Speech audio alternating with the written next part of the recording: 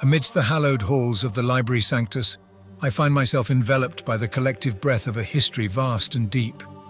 Here, where knowledge has been revered and safeguarded for ages, I stand ready to share the tale of beings who transcend the essence of mortality. Esteemed listeners, today I beckon you to journey with me as I recount the saga of the venerable dreadnoughts. Not merely constructs of metal and circuitry, but paragons of devotion and sacrifice. These monoliths bear the indomitable spirits of our bravest. Picture, if you will, a warrior, a space marine, a guardian of the Imperium, who has faced the harshest trials and emerged victorious. Yet even these titans of battle can be struck down, their mortal form rendered fragile in the brutal dance of war. But what of those whose spirits refuse to wane? Those whose determination and commitment to our Imperium blazes fiercer than the stars. For these exceptional souls, the story does not end. They are given a chance, a sacred honor, to continue their eternal service within the heart of a dreadnought. Our fallen heroes find new life within these armored colossi, their essence merging with machine, forming an entity of unparalleled might and wisdom. As they stride across the battlefields, these dreadnoughts stand not just as instruments of war, but as living monuments to our Imperium's unwavering spirit. They serve as a beacon, illuminating the darkness with tales of valor and the ever-burning hope of humanity. In their presence, one cannot help but feel a profound connection to the ages gone by, a stirring reminder that even in the face of annihilation, the spirit of mankind refuses to be extinguished. I urge each of you to carry the legend of the dreadnoughts close to your heart. Let their legacy inspire you, remind you of the sacrifices made, and the undying spirit that propels our Imperium forward, even as the galaxy itself tries to tear us asunder. We must first understand that the dreadnoughts did not simply emerge fully formed. Their existence is the culmination of necessity, ingenuity, and an unyielding commitment to our Imperium's cause. In the earliest days of our Imperium during the Great Crusade, the Space Marine Legion spread across the stars, bringing world after world into the Emperor's embrace. But the vastness of the galaxy and the myriad threats it harbored meant that many of our finest would fall. Yet some spirits remained fierce and undimmed amongst those whose bodies were broken. For these stalwarts, a new fate was conceived. The Adeptus Mechanicus, our most revered masters of technology, devised the dreadnoughts as a means to preserve the invaluable wisdom and fighting spirit of these veterans. The initial designs were rudimentary, but the essence was clear: to serve as a new vessel for those whose bodies had failed them, but whose duty to the Imperium remained unwavering. As centuries turned to millennia, the design and reverence for these walking sarcophagi evolved. The dreadnoughts became more than just life support and war machines. They became living repositories of our history. Battles they had fought, worlds they had saved, and horrors they had vanquished. All these memories became enshrined within their armored shells. To witness a dreadnought in the heat of battle is to witness history itself in motion. Each strike, each proclamation, echoes with the weight of eons. And while their forms might seem invulnerable, it is vital to remember the fragile and invaluable treasure they bear within, the spirit of a warrior who has seen the birth and growth of our Imperium. So as you walk the vast corridors of our beloved Imperium, should you ever hear the deep, resonating footsteps of a dreadnought, take a moment. Reflect on the weight of history they carry, the sacrifices they represent, and the undying spirit that fuels our eternal crusade. Over the eons, several patterns of these revered constructs have been wrought, each tailored for specific duties and theaters of war. The Contemptor pattern dreadnought represents a pinnacle of ancient Martian craftsmanship. Its design is a harmonious blend of form and function, a symphony of adamantium and sacred rites. Unlike the more common dreadnought chassis we see in contemporary times, the Contemptor was imbued with advanced systems, giving it unparalleled agility and resilience. Anatomically, one might immediately note the more humanoid silhouette of the Contemptor, a design choice that showcased the technological prowess of its creators. This form factor was not just aesthetic, but allowed the Contemptor to be a more dexterous and nimble engine of war on the battlefield. Its automatic shielding was yet another marvel, providing it with defenses that could withstand the most brutal of onslaughts. But the true heart of the Contemptor, as with all dreadnoughts, lies within. Interred within these sacred sarcophagi were Astartes of notable valor and prowess, and in the Contemptor's embrace, they were not only preserved but elevated, their martial skills enhanced by the machine spirit's advanced interfacing. It is a tragedy of our age that the secrets of forging new Contemptor pattern dreadnoughts have become obscured.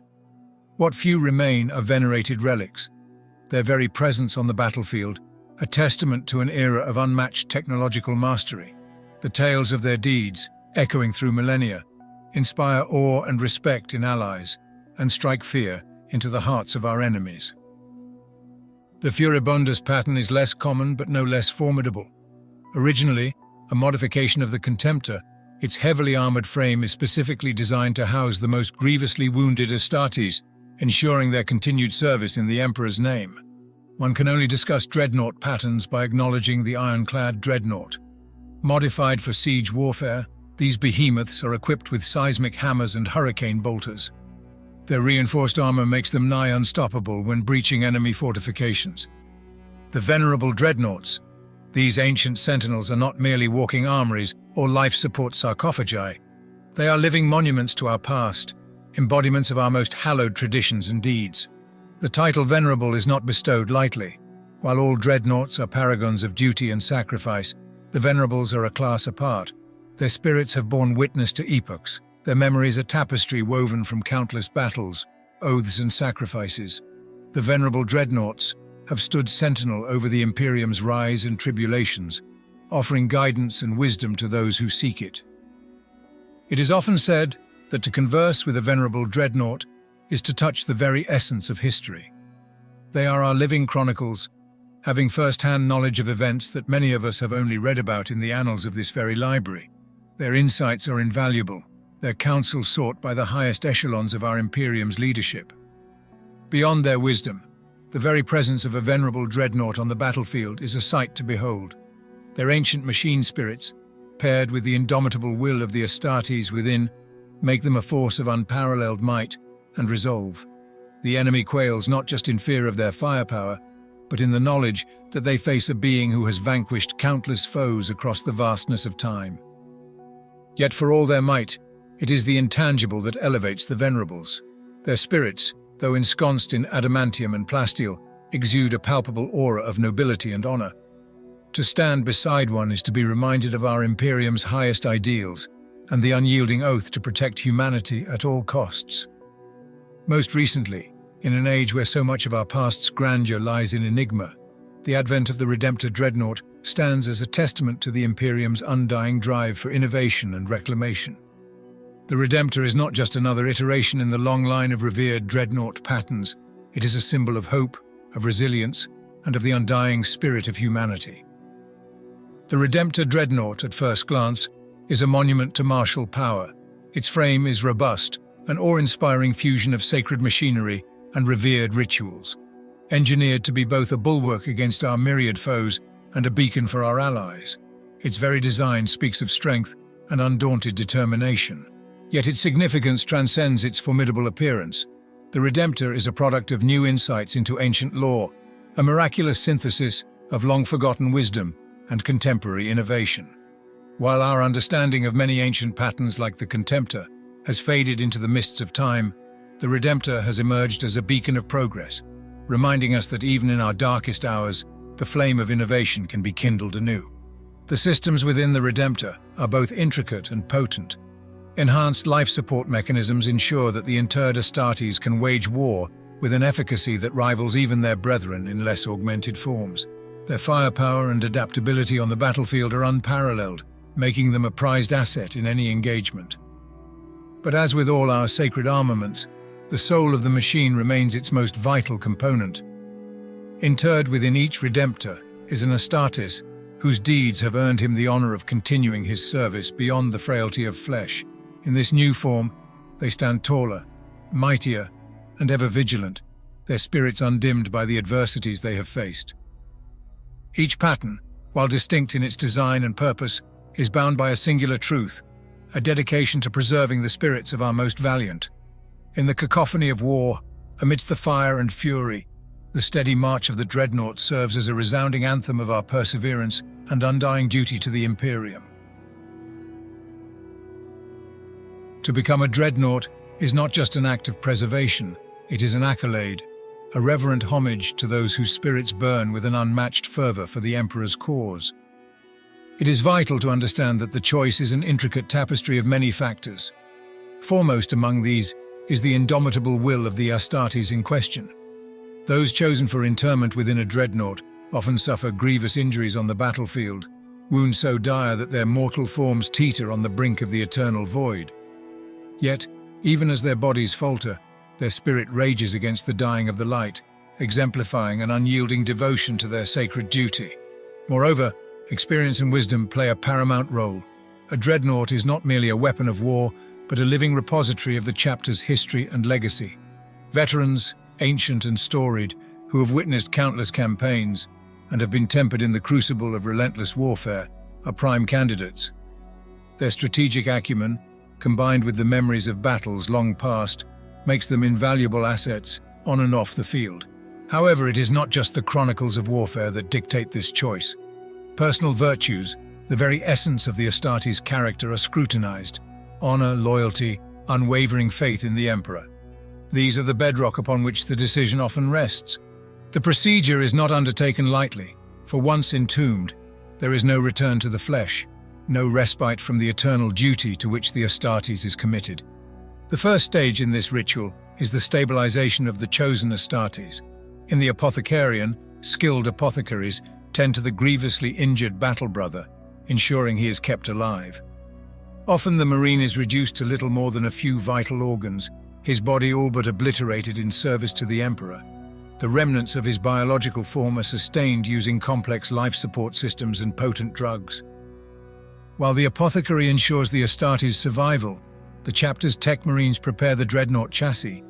Ancient rituals dating back to the Great Crusade are performed to awaken the machine's spirit. Incantations and blessings are recited, ensuring the receptacle is spiritually and mechanically attuned to receive its new occupant. The next step is the most intricate, the interfacing of the Space Marine with his new form. The remnants of the Astartes are placed within the amniotic sarcophagus at the heart of the dreadnought. Neural connectors, many as fine as hairs, are attached, linking the Marine's consciousness to the dreadnought's systems. This delicate process requires the fusion of flesh, spirit, and machine. Here, the Space Marine's mind merges with the machine spirit, or motivatus, of the dreadnought, allowing him to control it as if it were his own body. The final stage is one of awakening. As the sarcophagus is sealed, the dreadnought is roused to life. Initially, the sensation can be overwhelming for the interred Astartes. His consciousness, once confined to the organic limitations of his body, now feels the power and weight of the armored titan he inhabits. Over time, with meditation and guidance from tech Marines and chaplains, the Astartes become fully attuned to his new form, ready to defend the Imperium once more. My first indication that my slumber is done is that I am cold and in pain. Praise be to the Emperor, for the pain and cold tell me that I live, that soon I will serve him again from beyond the doors of death. Praise be. Invictus Potens is active, my glorious tomb awakens. The apothecary places his hand briefly upon my sarcophagus in sympathy. His gesture is wasted. I feel nothing that is not directly relevant to the prosecution of war. We go about our business without fear. The eternal Crusader is strong, and our faith is stronger still. The Emperor protects his son's sons. Praise be. Pain is my companion. The pain is constant, all-encompassing. Death's legacy, a reminder that I no longer live, my gift from the Emperor, and one I willingly share with these works. My assault cannon speaks until it has run out of words. Thereafter, I use its red-hot barrels to brand orcs with the mark of death. It is a holy mark, but no absolution comes with it, only annihilation. Brother Adelard, interred in the dreadnought Invictus Potens. Seldom do we pause to consider the immense personal sacrifice of those who give everything, even beyond the point of death. Our Astartes, when grievously wounded, may be granted the honor of internment within a dreadnought, but this honor comes at a profound cost. Imagine, if you will, the existence of these mighty warriors. Once they strode the battlefields as paragons of the Emperor's vision, their every heartbeat in sync with their brothers in arms.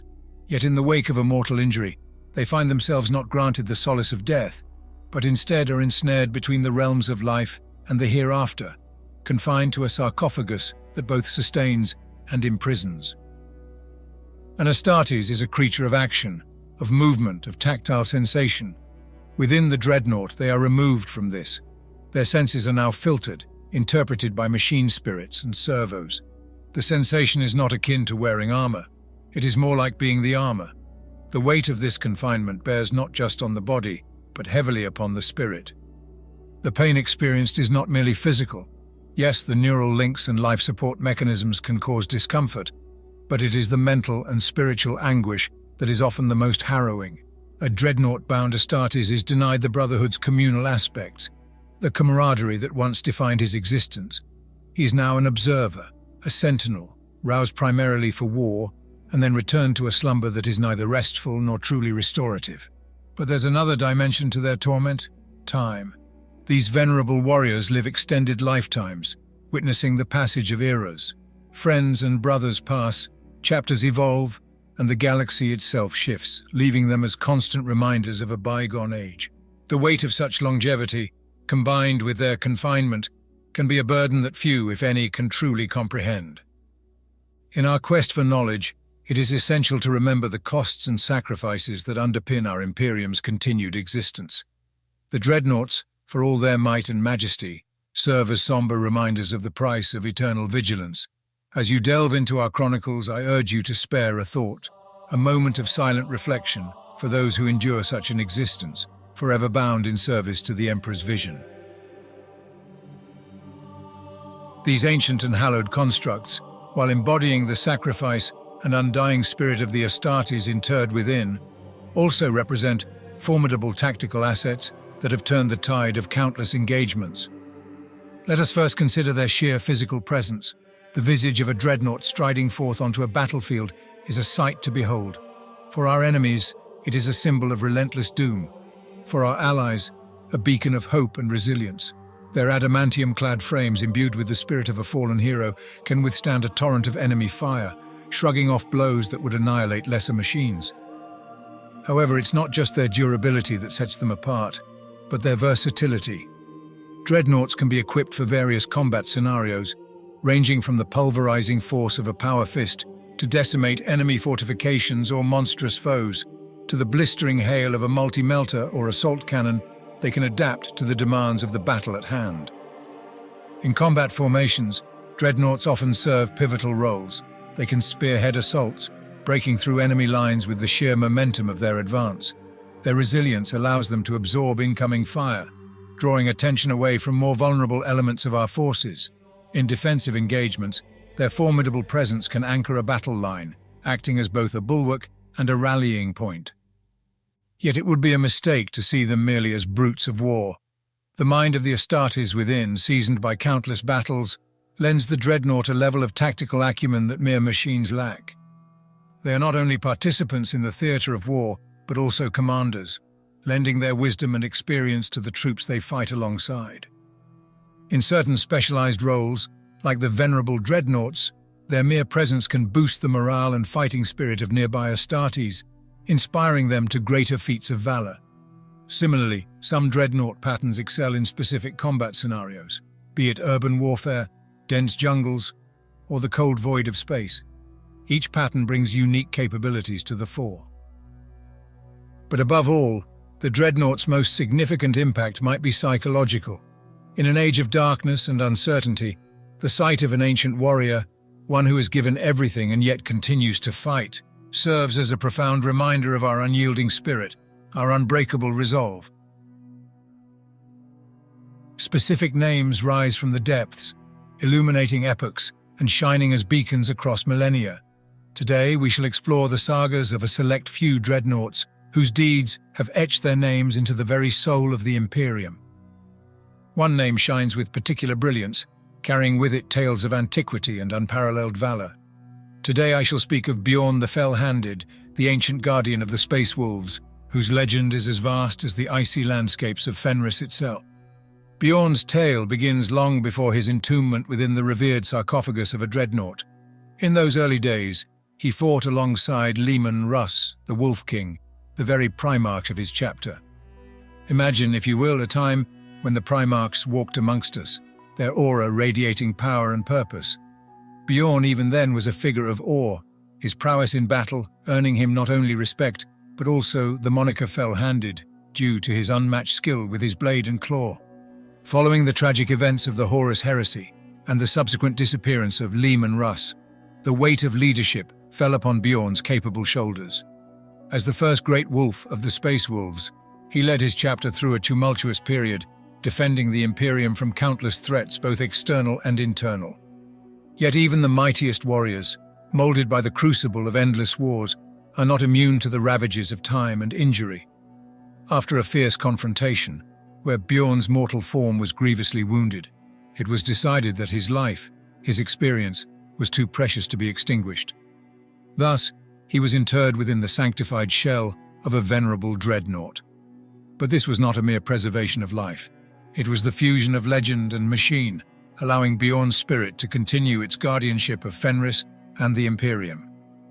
Throughout the millennia, Bjorn the Fell-Handed has been roused from his deep slumbers multiple times, each awakening marking a period of dire need. And with each reawakening, enemies of the Imperium tremble, for his presence on the battlefield is akin to a force of nature, relentless, unyielding, and unstoppable. Beyond his martial prowess, Bjorn serves as a living chronicle, a bridge to an era long past.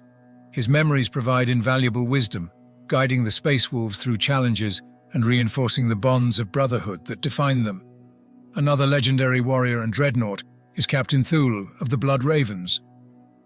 The Apothecarian, with their unmatched knowledge, alongside the skilled hands of the Tech Marines, embarked on a desperate endeavor to salvage what remained of Captain Thule's spirit and essence. Through a combination of ritual, science, and sheer will, they initiated the sacred rite that has preserved many of our most honored champions, the interment into a dreadnought. Rising from the cusp of death, Captain Thule was reborn, his once flesh and blood form now replaced by the cold, yet formidable exoskeleton of a dreadnought. Yet within this metallic frame, the heart of a hero still beat with fervor. Initially, as with all those interred, there were challenges. His cognition was muddled, memories fragmented, and recognition impaired. But with time, the fog lifted, and the warrior within emerged, his tactical acumen and combat prowess undiminished. Though his form was now vastly different, Captain Davian Thule, in his dreadnought incarnation, continued to be an inspiration. His presence on the battlefield was a beacon of hope, his dreadnought frame allowing him to unleash devastating fury upon the enemies of the Imperium.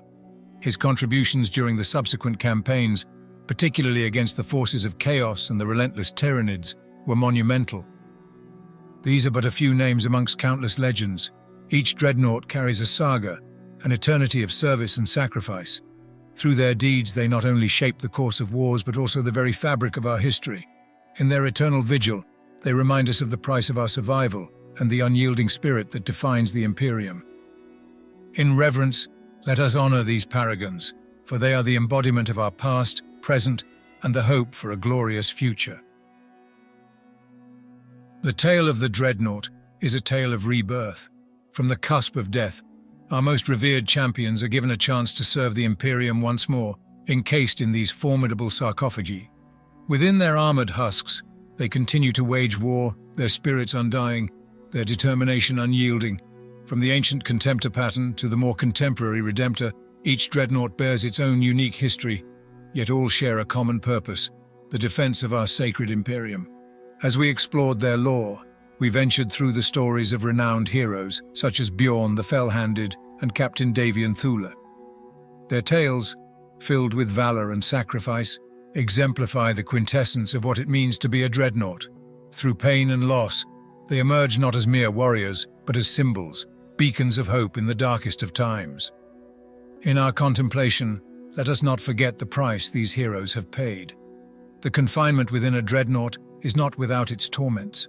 These eternal sentinels often grapple with the weight of their elongated existence. Their dreams a blend of ancient glories and the grim reality of their current state. Yet they endure, their loyalty to the Emperor and the Imperium unwavering. In conclusion, as we leave this place of knowledge, May the stories of the Dreadnoughts resonate within each one of us. May we carry forward the lessons of duty, sacrifice, and undying devotion. Let these tales serve as a constant reminder that even in the face of insurmountable odds, the spirit of the Imperium, embodied by the Dreadnoughts, shall never falter, never wane. For in their eternal vigil, they stand as both guardians and symbols of our indomitable will to endure, to fight, and to triumph. In the Emperor's name, may their legacy never be forgotten.